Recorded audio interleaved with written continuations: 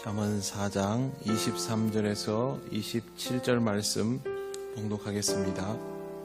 모든 지킬 만한 것 중에 더욱 내 마음을 지키라. 생명의 근원이 이에서 남이니라. 구부러진 말을 내 입에서 버리며 비뚤어진 말을 내 입술에서 멀리하라.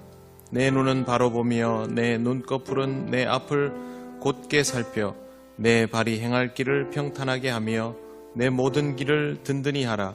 좌로나 우로나 치우치지 말고 내 발을 악에서 떠나게 하라. 아멘. 영화나 드라마에서 자주 볼 수 있는 모습이 있습니다. 늦게까지 데이트하던 연인이 헤어질 시간이 됐습니다. 남자친구가 버스 정류장에서 마지막 버스를 함께 기다려주는데 이 마지막 버스에 딱 한 명의 손님이 타고 있는데 술에 잔뜩 취한 사람입니다. 결국 남자친구는 여자친구만 태워보내지 못하고 그 버스를 같이 타고 목적지까지 갑니다. 내려서 여자친구를 발에다 주고 다시 걸어서 오거나 택시를 타고 오거나 그렇게 집에 돌아옵니다. 실제로 데이트하다가 이런 경험을 한 사람도 있을 겁니다. 좀 피곤하기는 하겠지만 이렇게 하는 일이 그렇게 어렵지 않습니다. 사랑한다면 능히 그렇게 할 수 있고 그렇게 발에다 주고 돌아오는 마음은 더 편할 겁니다. 앞에 누군가 조심해야 될 대상이 있으면 어떻게 대처해야 하는지를 쉽게 알 수 있습니다. 그리고 필요하다면 거기에 따른 조치를 취할 겁니다. 그런데 이렇게 여자친구를 잘 지키다가도 제대로 지킬 수 없는 상황이 옵니다. 그건 바로 내 마음 자체가 흔들릴 때입니다. 다른 사람에 대한 수비는 눈에도 보이고 쉽지만 내 마음이 흔들리기 시작하는 것은 정말 막기가 어렵습니다. 내가 나 자신으로부터 나를 방어해야 하기 때문입니다. 하나님을 사랑하는 일도 똑같습니다. 나와 하나님 사이를 가로막는 그런 위험에 대처하는 것은 충분히 할 수 있습니다. 조금만 정신을 차리고 졸지만 않으면 능히 할 수 있는 일입니다. 그러나 이보다 더 무서운 것은 내 마음이 흔들리는 것을 막는 것입니다. 내가 스스로 하나님과 거리를 두려 하는 것이 가장 무섭고 위험합니다. 이 역시 내가 나 자신과 싸워야 하기 때문에 힘든데 내가 나 자신과 싸우면 본능적으로 알아서 져주려고 합니다. 스스로를 정당화해버리기 때문에 아주 어렵습니다. 오늘 우리가 읽은 말씀 첫머리에 모든 지킬 만한 것 중에 더욱 내 마음을 지키라. 생명의 근원이 이에서 남이니라 라고 되어 있습니다. 이 말씀이 우리에게 중요한 이유도 바로 여기에 있습니다. 살아가다 보면 지켜야 할 것들이 점점 늘어납니다. 혼자이던 인생에 사랑하는 사람이 생기고 친구가 생기고 가정이 생기고 자녀가 생깁니다. 직장도 생기고 돈도 생기고 직위도 생깁니다. 세월이 가다 보면 힘도 늘어나고 권력도 생깁니다. 어디에서든 권력은 존재합니다. 군에서는 권력이 존재하고 사회에서는 존재하지 않고 그렇지 않습니다. 동호회에서도 권력이 존재하고 친구 사이에서도 권력은 존재합니다. 살아가면 갈수록 지켜야 할 것들이 점점 늘어나는 것이 인생입니다. 이런 것들이 많아지면 걱정도 많아지고 예민해집니다. 그리고 방어에 몰두하기 시작하죠. 나를 지키고 나의 것을 지키는 데에 내 인생의 모든 것들을 투자합니다. 잘 지키려 하기 위해서 수단도 늘고 기술도 늘어납니다. 그러다 보면 때때로 옳지 못한 생각을 하고 잘못된 판단과 행동을 할 때도 많습니다. 그래도 나를 지키고 내 것을 지키면 된다라는 생각을 합니다. 그런데 이렇게 살다가 순전했던 자신의 마음을 잃어버린 사람들 정말 많습니다. 이 마음을 잃어버리면 결국 전부를 잃어버리게 됩니다. 삼손은 하나님으로부터 특별한 달란트를 받았습니다. 순전한 마음을 가졌던 사람입니다. 하지만 그 마음의 순전함을 잃어버리면서 결국 모든 것을 빼앗겨버리는 아픔을 경험하게 됩니다. 그리고 자신의 마음을 회복하면서 다시 한번 마지막 기회를 얻을 수 있었습니다. 다윗도 마찬가지로 순전한 마음의 소유자였습니다.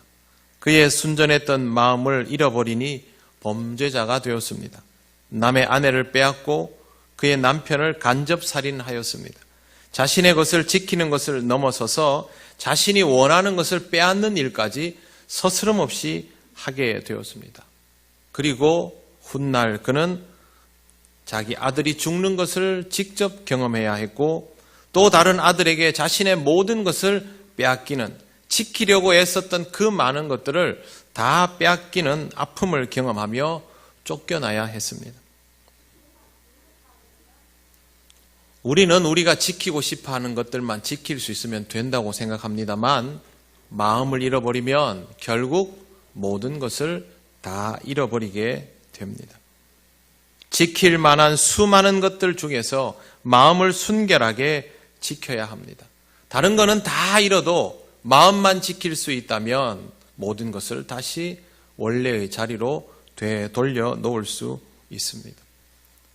어떻게 하면 이 마음을 지킬 수 있을까? 잠언 기자는 이렇게 알려줍니다. 24절, 구부러진 말을 내 입에서 버리며 비뚤어진 말을 내 입술에서 멀리하라.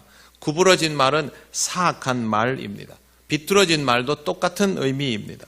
나쁜 말, 더러운 말, 해서는 안 될 말입니다. 이 말들을 멀리하라고 하나님은 잠언 기자를 통하여 우리에게 말씀하십니다. 이 모든 말들이 우리의 마음에서부터 나오기 때문입니다. 구부러진 말, 비뚤어진 말은 욕설이 아닙니다. 비뚤어진 마음, 구부러진 마음에서부터 나오는 모든 말들이 다 여기에 해당이 됩니다. 이 말씀은 당연히 앞구절과 연결을 시켜서 이해해야 하죠. 마음을 지키기 위해서 이런 말을 사용하지 말아야 하니 결국 구부러진 말, 비뚤어진 말, 이런 말은 비뚤어진 마음, 구부러진 마음에서부터 나오니 마음만 곱게 바꾸면 우리의 말들도 고와진다는 것을 우리는 당연히 알 수 있습니다. 이쁜 말, 아름다운 말, 목소리 좋은 아나운서가 제일 잘할 수 있죠. 많이 배운 사람이라면 구사할 수 있는 아름다운 어휘도 더 많이 가지고 있을 겁니다. 하지만 이쁜 말, 아름다운 말은 목소리나 어휘력으로 하는 것이 아닙니다. 아름답고 고운 마음으로 해야 합니다. 여러분의 마음을 지키면 그렇게 할 수 있습니다. 마음속에 좋지 못한 것을 품고 있으면요, 끝내는 그 말을 합니다. 안 할 것 같지만 참지 못합니다. 사람은 끝내 언어로 그것을 표현합니다. 여러분의 마음속에 곱고 아름다운 것을 가지고 있으면 끝내는 그 말을 합니다. 똑같은 이치입니다. 언어는 결국 우리 마음의 표현이기 때문입니다. 25절, 내 눈은 바로 보며 내 눈꺼풀은 내 앞을 곧게 살펴. 딱 잘라 말씀드리면 똑바로 보고 살아라 입니다. 왜 똑바로 보고 살아야 할까요? 똑바로 보아야 바른 판단을 할 수 있습니다. 똑같은 것을 보면서 똑같은 판단을 다 할 것 같지만 실제로는 그렇지 않습니다.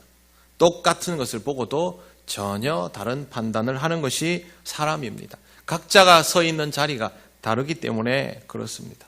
우리 주변 국가들을 보면 북한, 일본, 중국, 미국 이 나라들을 바라보는 우리 국민의 시선이 똑같습니까? 다 다릅니다. 서 있는 자리가 전혀 다르기 때문에 다릅니다. 북한이 2개이고 미국이 2개이고 중국이 2개이고 그렇지는 않습니다. 전부 하나이죠. 그러나 바라보는 삶의 자리가 다르니 그렇게 됩니다. 정의와 불의에 대한 기준은 명확할까요? 그렇지 못합니다. 바라보는 눈도 다릅니다. 요즘 우리나라에서 아주 중요한 쟁점 중에 하나가 고위공직자를 수사할 수 있는 기관을 만드는 일입니다. 그런데 이것이 계속해서 정치적인 논쟁 속에 휘말려 있습니다. 이걸 바라보는 시선이 다르기 때문이고 이 시선이 갈라지도록 사방에서 유도하고 있는 것입니다. 자신의 처한 위치가 다르면 같은 시선을 가지기가 참 어렵습니다. 이 세상은 하나님의 섭리에 따라 움직입니다. 그러면 모든 것 속에 하나님의 의도가 들어있죠. 세상 사람들이 바라보는 판단이 다 똑같습니까? 다릅니다. 서울의 대형 교회가 세습 문제로 진통을 겪었습니다. 우리 교단 자체가 총회에서 이 문제를 다루면서 또 한 번 진통을 겪었습니다. 한쪽에서는 이게 정당한 일이다라고 하고 다른 쪽에서는 말도 안 되는 소리 하지 마라 그랬습니다. 전부 다 기도하는 사람들입니다. 신앙 좋다는 분들이 모여서 이렇게 의논합니다. 그러면 이 일에 대한 하나님의 뜻은 두 가지일까요? 한 가지일까요? 두 가지일 수가 없죠. 당연히 한 가지입니다. 세상의 모든 교회 안에 일어나는 일들이 다 똑같습니다. 개인에게 일어나는 일도 마찬가지입니다. 우리는 우리가 경험하는 일들, 우리가 하는 일들에 대해서 나름의 해석을 내리죠. 그런데 그것에 대해서 견해가 갈라집니다. 그렇다고 해서 이것이 두 가지 의미를 가지고 있지는 않습니다. 신앙인이니까 신앙적인 판단이라고 하면서 주장을 하지만 그런 거 없습니다. 모든 일에 대한 하나님의 뜻은 한 가지이죠. 우리가 할 일은 그 한 가지가 무엇인지를 제대로 보는 것입니다. 똑바로 못 보면 똑바로 생각하지 못하게 되고 결국 바른 마음을 가지기 어렵게 됩니다. 그래서 우리는 똑바로 보고 앞을 곧게 살펴야 합니다. 우리가 똑바로 보는 방법은 당연하게도 말씀을 바로 깨닫는 것에서부터 시작될 수 있습니다. 이걸 잘 해야 됩니다. 여러분, 말씀은 우리 인생의 안경입니다. 제가 어느 날부터 노안이 오기 시작해가지고 교동문을 읽으면 이걸 벗어야 됩니다. 또 그래 계속 또 안경을 언제 벗나 보지 마시고, 그렇지만 아직은 원고를 볼 수 있다는 것에 엄청 감사하게 생각합니다. 그냥 이거 보면 안경 벗는 게 편합니다. 근데 제가 이걸 벗으면 여러분 눈동자를 볼 수가 없습니다. 쓰면 너무 잘 보이죠. 말씀은 우리에게 안경과 같습니다. 쓰면요 안 보이던 것도 잘 보입니다. 그런데 벗으면 흐릿하게 보입니다. 그때부터는요 추정하는 거죠. 밤에 운전해 보면요 거리감이 없습니다. 속도감도 없습니다. 그래서 될 수 있으면 안 하려고 합니다. 다 불명확하게 보이는 거죠. 그럼에도 불구하고 판단을 내리죠. 그 판단 중에 틀린 것들이 얼마나 많겠습니까? 흐릿하게 보는 걸 지금 당장 무슨 일이 일어나지 않는다고 해서 별일 없다고 생각하면 안 됩니다. 사람들이 왜 성경 말씀을 제대로 보지 않을까? 흐릿하고 보고 살아도 나한테 당장 큰일이 안 일어나거든요. 그러다가 큰 코 다칩니다. 잘 하고 있다고 착각하지 마시고 말씀의 안경을 쓰고 선명하게 여러분 앞을 똑바로 보시기를 바랍니다. 26절 내 발이 행할 길을 평탄하게 하며 내 모든 길을 든든히 하라. 길을 평탄하게 해야 합니다. 내 몸이 다 준비가 되어 있어도 길이 울퉁불퉁하면 제대로 달릴 수가 없습니다. 육상 선수들이 크로스컨트리 선수를 제외한 육상 선수들이 제대로 된 트랙이 아닌 곳에서 달리면 전력을 다할수록 부상의 위험이 커집니다. 여러분 지금 우리나라는요 동네 학교에도 인조잔디가 깔려 있습니다. 근데 제가 자랄 때는 전문 선수들도 맨 땅에서 축구했습니다. 그래서 태클 한번 하고 나면요 허벅지 엉덩이 쪽이 다 날아갑니다. 살이. 그러니까 태클 안 하려고 하죠. 열심히 뛰면 더 다칩니다. 바닥이 똑바로 되어 있지 않으면 열심히 하는 것이 화가 되는 경우까지 발생하고 제 기량을 발휘할 수가 없습니다. 여러분이 준비가 다 되어 있어도 상황과 여건이 뒷받침되지 않으면 그 역량을 제대로 발휘하는 것이 매우 어렵습니다. 우리는 이 상황이라는 것을 누가 해 주었으면 하고 생각합니다. 나라가 경제 상황을 좋게 해 주었으면 내 주변에 있는 사람들을 전부 도덕군자로 만들어 주었으면, 우리가 사는 이 지역의 시장을 활성화시켜 주었으면, 장사 잘 되게 해 주었으면, 교육 환경 좋게 해 주었으면, 그렇게 바라죠. 국회의원 후보자들 나와가지고 해주겠다고 얘기합니다. 못 해줍니다. 그건 누가 해야 되는 겁니까? 우리가 해야 되는 겁니다. 성경 말씀 보십시오. 내 발이 행할 길을 평탄하게 해줄 것이다 입니까? 하게 하며입니까? 하게 하며. 누가 해야 됩니까? 내가 갈 길 내가 닦아야 되는 거예요. 내 모든 길을 든든히 하라도 내가 해야 되는 겁니다. 우리가 지역경제 살리려면요, 뭐 해야 되는지 다 압니다. 왜 모릅니까? 전부 다 알죠. 그거는 안 하면서 해달라고는 하는 거죠. 하나님께도 똑같이 그렇게 합니다. 내가 어떻게 하면 복되게 살 건지 전부 압니다. 그런데 내가 해야 될 건 하나도 안 하면서 그냥 은혜 주옵소서 그 말만 반복합니다. 아무도 이 나라 경제 건강하게 해주지 않습니다. 이렇게 음식값 비싸고 집값 비싼 동네에서 어떻게 경기가 활성화가 됩니까? 안 될 일이죠. 관광객이 줄었다고 벌써 걱정들이 많습니다. 다른 도시들은 다 똑같죠. 물가는 국가가 올리는 게 아니고요, 우리 스스로 올려놓은 겁니다. 집값을 올려놓으면 모든 것이 따라 올라가는 것이 한국 경제 구조의 특징 아닙니까? 인건비도 마찬가지고. 결국 집값 내려놓으면 다 내려가는데 나 혼자만 그렇게 하면 손해본다고 생각하니까 못하는 거죠. 그럼 우리 계속 이렇게 살아야 됩니다. 벌벌 떨면서, 자식도 못 낳으면서. 도덕도 마찬가지고 교육도 마찬가지입니다. 신앙생활 우리가 아무리 잘하고 싶어도 지금 같은 사회 구조에서는 신앙생활 잘하기 정말 어렵습니다. 여러분 시간 못 내시겠죠? 마음의 여유가 없으시죠? 성경을 읽을 만한 안정된 마음 상태가 안 되지요. 기도도 짬내서 해야 되죠.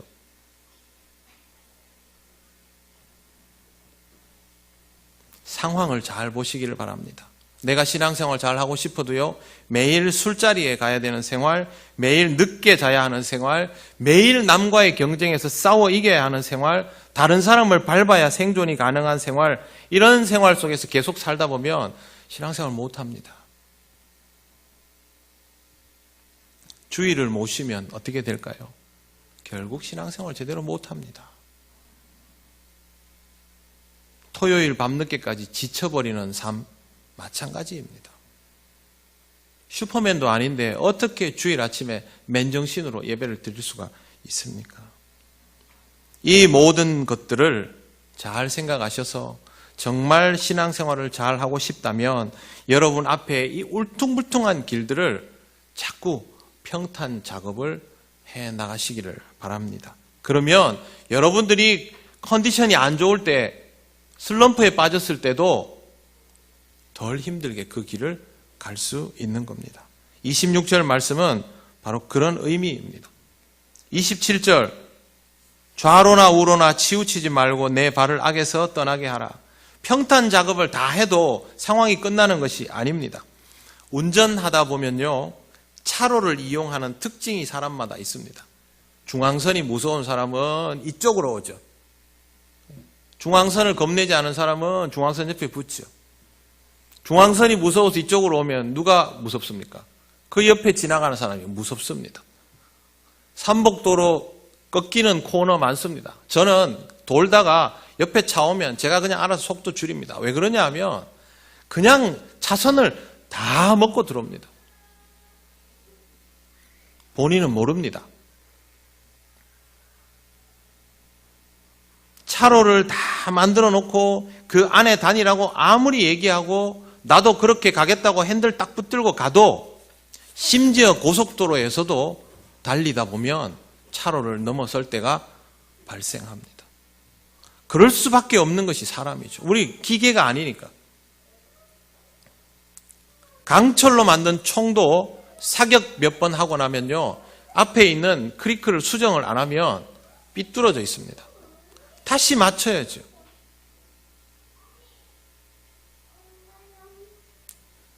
정신도 똑바로 차렸고 눈도 부릅떴고 길도 닦았고 가면 되는구나. 안 그렇습니다. 지금부터 할 일은 치우치지 않도록 흔들림 없는 그런 삶을 살아가는 겁니다. 그렇게 하기 위해서는요, 나는 잘 가고 있다라는 생각에 안주해서는 안 됩니다. 인생에 있어서 재조정은 필수입니다. 내 가는 길은 흔들리지 않을 것이다. 내 판단은 틀리지 않을 것이다. 나는 좌우로 흔들림 없이 지금부터는 변함없이 잘할 수 있을 것이다. 안 그렇습니다.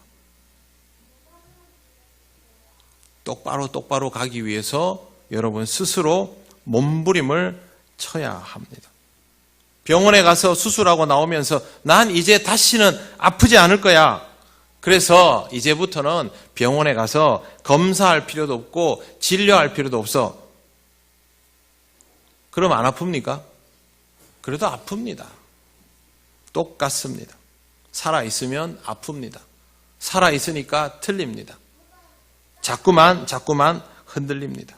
흔들리는 것 당연하다고 생각하시고 조정하는 것도 교정하는 것도 당연하다고 생각하십시오. 여러분의 인생에 이것을 받아들여야 합니다. 이러면서 정신 딱 똑바로 차리고 알고 있어야 될 것이 바로 내 발을 악에서 떠나게 하라입니다. 이걸 반드시 해내야 됩니다.